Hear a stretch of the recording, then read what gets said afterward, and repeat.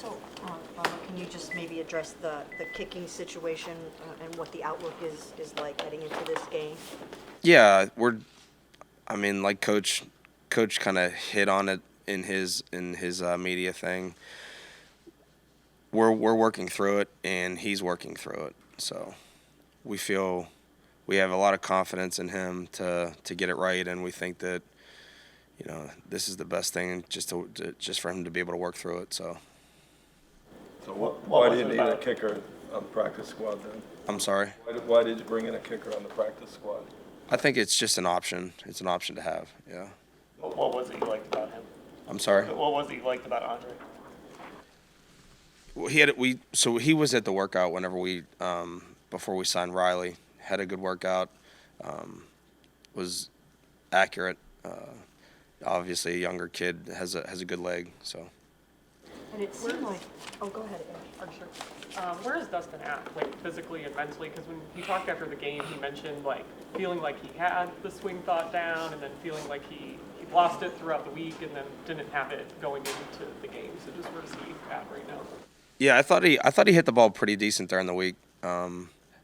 Missed a couple kicks, which happens, and I felt like the pregame warm up was solid. Obviously, we had one opportunity in the game, and he missed the PAT. So, no, I think he's just trying to figure it out. Honestly, Might there be some sentiment for letting him work through this, in these last two games, just, not having to kick in a game, and then work it through over the offseason and come back nice and strong. you're saying to not kick him in the next two. I mean, yeah, that's obviously an option. Coach held him out of the game prior to the Cincinnati game. I think that we'll just make a decision at the end of the week and figure out what we think is best for him and our team. And I'll say this: like, there's times where guys, have like a little hiccup in their process, whatever you want to call it. I mean, even like the best in the game, Justin Tucker had one, in the middle of the season, and he's hit the ball really well the last 2 or 3 weeks. So, look, we have confidence. He's a veteran, Dustin, and we feel like he's going to be able to figure it out. So, Do you look at this like a tryout for Schmidt for 2 weeks, even if he doesn't kick in the games? I think it's always good to be able to get eyes on a younger player, regardless of what position it's at. I think that, specifically for, specialists in general, it most times takes those guys longer to be able to establish themselves or to get an opportunity. So I think that it's always good to be able to put eyes on a young player, whether it's a, defensive, offensive, or a special teams guy. So I think it's a good thing for us to be able to do that. Oh, I don't think we talked to you since there was that fair catch free kick thing. Yeah. Is that something you guys think about often, even before you saw that in that? Yeah, we talked through that situation. We don't hit it every week. We hit it every few weeks just to remind our players how we would handle that. I took part in one of those with Harbaugh as my coach in 2013. We played at, and I think people have written about this. We played at St. Louis. I want to say it was a Thursday night game, and ironically, Phil Dawson was the guy that attempted the kick. It was I want to say it was a 70 or 71 yard attempt. So he mishit the ball, and then it ends up playing out just like a regular kickoff would. So we had to cover it like a kickoff. And I would say, in that situation there, they get the 15-yard penalty. So now the ball's at the plus whatever it was. It ends up being a 57-yard field goal, so he can just take a normal field goal approach with no rush. And obviously that's they execute the play well. Well, the situation's got to be where the punter's backed up for that to even happen. But would you do that only at the end of a half, or would you do that any time in the game? You could do it. You can do it any time in the game, but I would say it's probably less advantageous to do it earlier in the game when you're trying to score touchdowns and you're trying to move the ball down the field, and you're trying to get even a field goal closer than a 57-yard kick. We actually had situation when I was an assistant in New England. It was at the end of regulation against Atlanta in the Super Bowl, and Bill came down and asked us if we would be able to attempt to kick from there, and Steve said no, Gostkowski. But it was like it had to be like a 73-yard field goal maybe at that point, because then now you have to cover it like a kickoff, and depending on who that returner is, so. Do they, does Miami still use Tyreek at all in the return games? Like, is that something you have to be prepared for? Yeah, they have used him. We're always going to prepare for every possible situation, every possible returner that's on the roster every week. So our guys will always be prepared for whoever we have to cover against. So with putting Denzel back there after the timeout, did you think about putting him out there initially? Or? So initially it looked like they were going to punt the ball, and then they came back with the field goal unit. So then that's why we ended up putting him back there. In the event that the ball were to be short, Cade hit a good ball there. Going to give him credit, and did a nice job. And how nice is it that Jerome has really found his, return footing as you guys Yeah. go through these? Nah, Jerome's done a good job, and like I talked about in the previous interviews or whatever, the best thing about having a guy like that is they're willing to do it and willing to do whatever it takes for the team. He's our starting running back right now, and he's been our kick returner. So, and I think it's also a good form of leadership. Willing to do whatever it takes for the team, and no matter what role you're in, whether it's the starting returner or playing in multiple phases as a starter on special teams. So I think that goes a long way. Yeah. And then you guys are heading into your final home game, knowing how just important this team is to Browns fans. How important is it to just kind of finish strong at home for the home crowd? Yeah, definitely. We've put everything we have into every week, into every game plan, into every practice. Our players, our effort has been really good.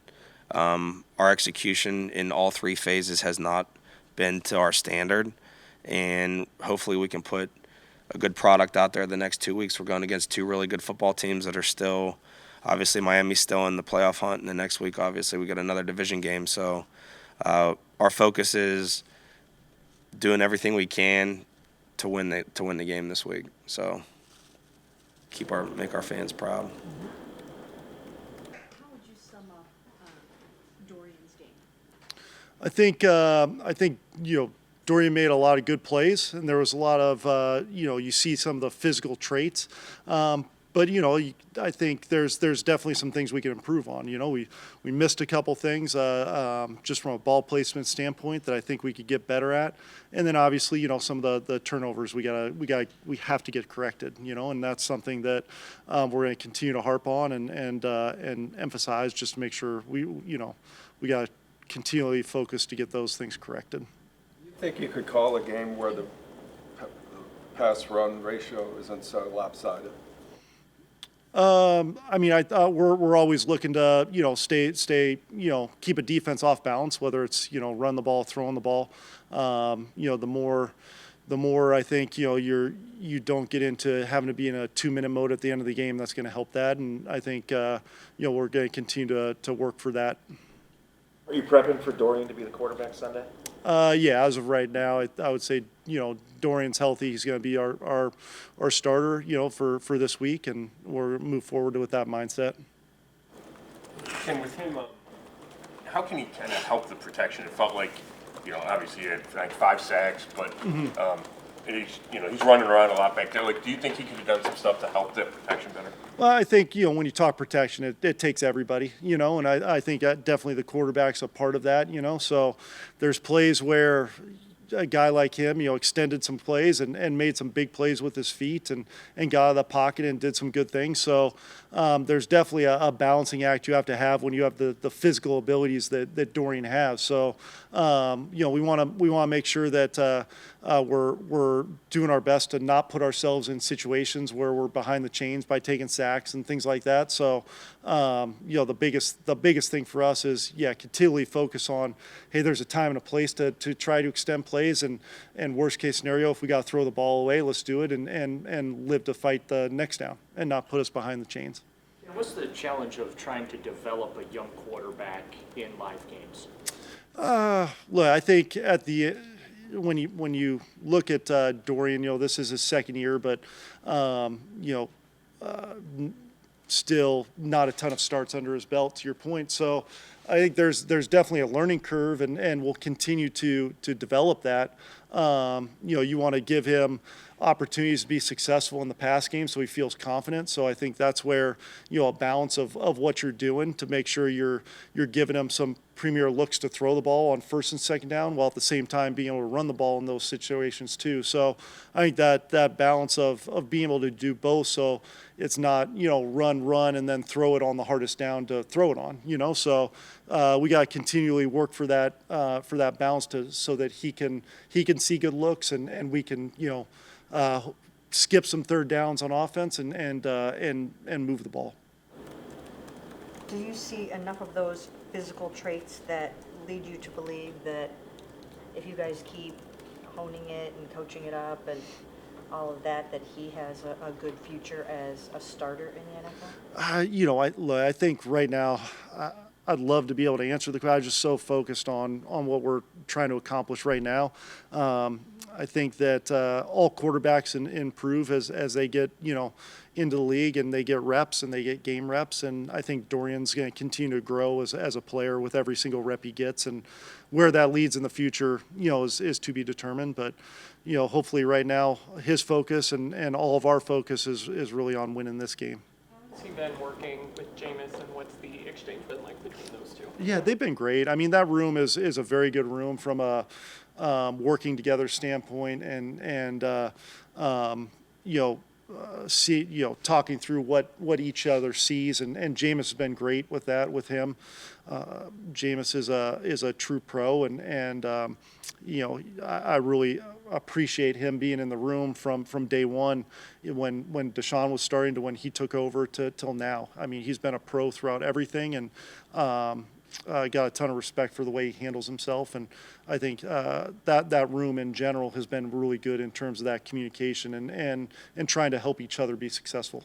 Does it look like Jameis will still be the 3 in this game? We're still kind of evaluating that as the week goes, from a health standpoint, and see where he's at as the week goes on here. If Bailey has to get in a game, what leads you to believe that Bailey can function well in that? Yeah, I mean, he's been here for a little while now, so I think, he's got a grasp of the offense. Obviously, there's going to be things that we do with him that we wouldn't, or we do with Dorian that we wouldn't do with him and whatnot, if he did have to get in there. But and you talk to him and see, okay, what do you feel most comfortable with, and things like that. But I think he's been here long enough to where you don't have to minimize the game plan too much, and he's got some really good experience as a starter in this league as well. So he's seen football and feel confident that if he had to step in to execute, he can do that. Some of it at the beginning of the season, but how big of is an adjustment for the run game when you have all of a sudden the quarterback run option and some of those read option looks that we saw with Dorian? Yeah, I mean, and obviously did a little bit of it with Jameis, but not to the level that you can do with Dorian and his skill set. So, we want to do that, and we want to be able to mix that in. You don't want to have to that be the sole thing. You want to be able to take some things off his plate as well, to where he could have some breather plays in the run game and whatnot as well, and not put too many hits on him and things like that. But I think you could utilize his skill set in a way that a defense has to account for him, and hopefully they have to account for him whether you're doing that stuff or you're not doing that stuff, and you can make it look like you're reading it and not reading it. So I think that's something that you could utilize with a guy like Dorian and his skill set, because I think that a defense has to account for his playmaking ability with his feet. Ken, when you look at the Dolphins' defense, what stands out just for you guys as you head into this game?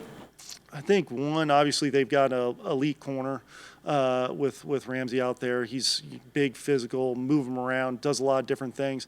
And they got a ton of just really good players out there that play hard, play at an extremely high level, and play well together. They do a great job up front, creating pressure through different looks, whether it's blitz packages, games up front, things like that.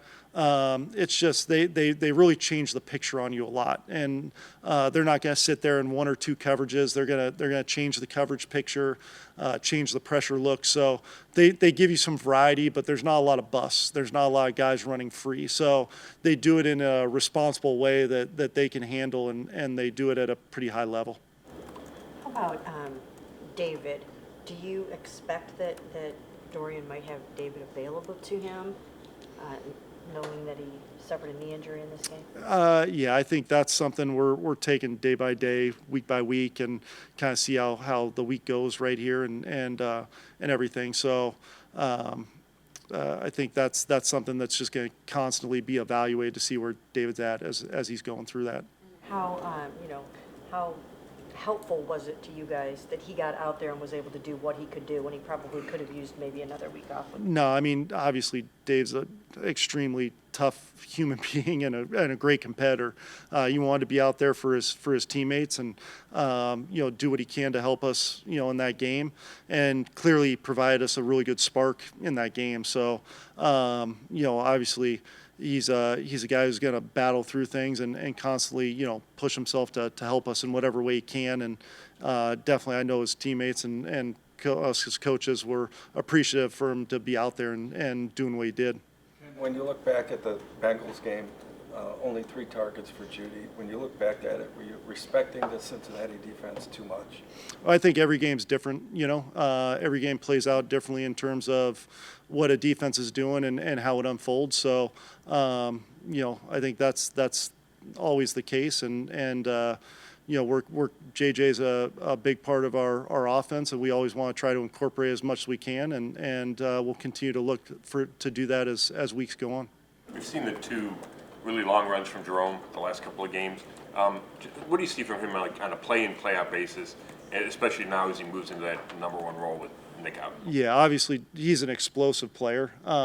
He's got a good ability to run explosive and run physically, and get some tough yards as well. So I do think that he provides some really good things for our offense, and he's an experienced player who's obviously got a lot of snaps under his belt. So he's got some good feel for making those cuts, the burst through the hole, and making guys miss with his quickness and his strength. So. We got to continue to utilize him and take advantage of him as much as possible, because he's a player that when you get the ball in his hands, he could do some great things for you from a big play standpoint. What does it say about him? I mean, he goes from kind of being the lead guy early, then takes a little bit of a backseat to Nick, and now back as the lead guy, never flinched or anything like that. What does it say about kind of his approach? He's a great teammate, and he's a professional. He's always ready for whenever his number is called. He's big for us in the protection game, and the run game, and the screen game, and the pass game. So he's a pro, and he just does a great job being ready whenever his opportunities arise. And I think you've seen that throughout the year. How is Sed coming along? It just seems like it's been taking quite a while to come back from this concussion. Yeah, I mean, it's a day-by-day thing that I know he's doing everything he can to get back and all that, and obviously he's working closely with the athletic staff, but it's a day-by-day thing that we'll continue to kind of work through as hopefully time goes here. All right, thank you all.